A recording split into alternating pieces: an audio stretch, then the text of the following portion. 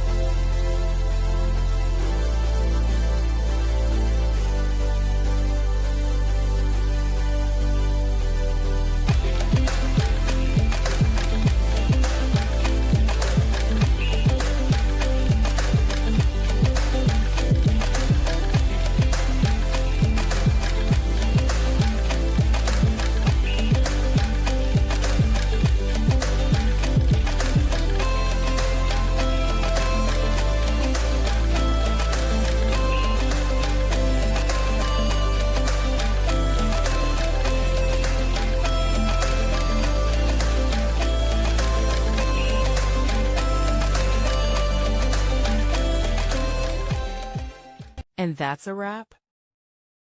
I hope you found the answer you were looking for. If you did, take a second to hit that subscribe button. It really helps out. And let me know in the comments which solution worked best for you. See you next time in the debug zone.